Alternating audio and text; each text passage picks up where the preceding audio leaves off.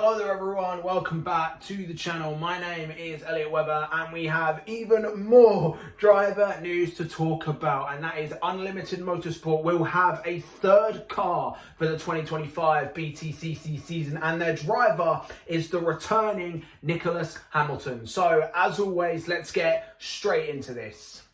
Yes guys, that is right. It was announced just about 10 minutes ago on Nick Hamilton's Facebook that he is back in the British Touring Car Championship for the 2025 Btcc season, and he will be filling up a third Unlimited Motorsport Cupra.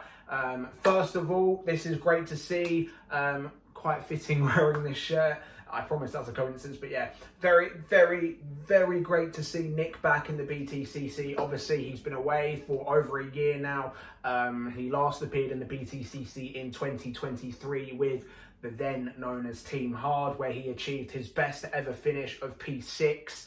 And unfortunately had to step away halfway through the year due to budgetary issues. And unfortunately, Nick has not been seen since, but it is great to see Nick back in the Btcc, in a car he's familiar with, in technically a team he's familiar with, although obviously Unlimited are different in name.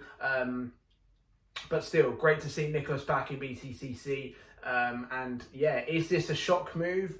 I mean, if you've been avoiding the rumours, then you'll be quite shocked to hear this.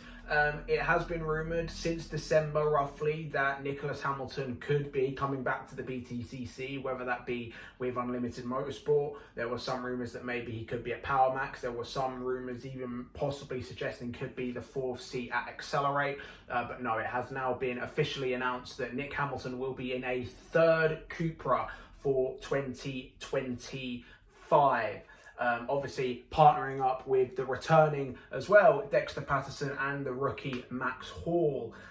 Judging by the pictures as well, it did look like Nick Hamilton was testing at Brands Hatch. I believe it was a couple of days ago. I believe it was Tuesday. I think the test was at Brands Hatch. I can't remember. It was either Tuesday or Wednesday.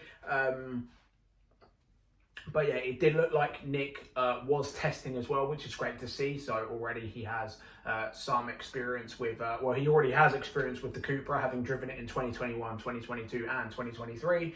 But yeah, now a fourth year in that Cupra. Hopefully Nick can obviously do the full season. And yeah, as mentioned, very great to see. So overall, that does mean that we will be getting a 24 car grid, 25 in fact, as we still are awaiting the fourth and final Accelerate seat. But even so, again, as mentioned, very great to see Nick back. I think Nick is someone who does get a ton of unnecessary hate. I do believe a lot of that is because of who his brother is. Of course, his brother Lewis, a multiple-time Formula One world champion at Ferrari, now at Ferrari, of course.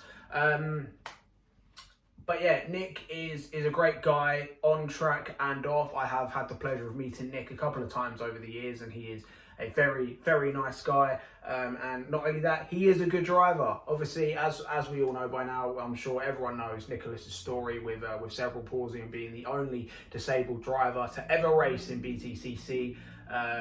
I think Nick is a good driver. I think, look at his race in 2023, you know, it was a wet race at Donington Park, and he put on the right tyres at the right time, stayed out of trouble, even got his elbows out, and ended up getting his best career finish of P6.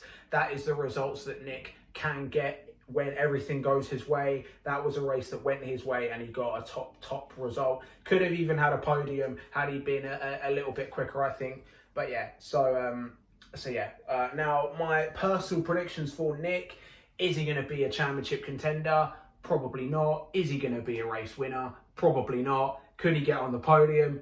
Probably not, but I do think Nick will get some results. Nick has been a kind of driver who, of course, maybe, as mentioned, he will likely never be competing for race wins, but that's not to say that he won't be getting his elbows out and he won't be getting involved. I do think Nick will once again be a contender. Well, maybe not a contender, but I do think he will take some JST wins and points, and hopefully he can take some JST wins and points. And yeah, might be a contender for the Jack Sears Trophy. It will be interesting to see, but yeah, as mentioned, it's looking like we're going to have a 25 car grid in 2025, so it is going to be very competitive. And as I said in yesterday's video with the James Doolan announcement. Go check that out if you haven't already. This is looking like one of the most talented grids in BTCC history. And yeah, so again, my personal predictions for Nick, I think he will be a regular point scorer. I think there will be times he will get in the points.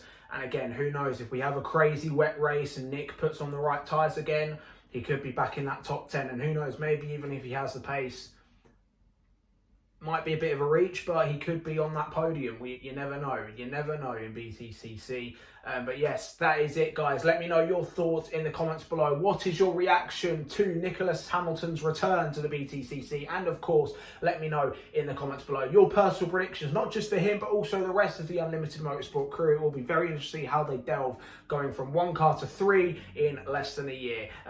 Obviously, thank you guys for watching. If you are new around here, be sure to like this video, share with your mates as well, because it of course does help my channel grow. And of course, press that subscribe button, because we are firmly on the road to 400 subscribers. Thank you guys for watching, and I'll see all of you in the next one.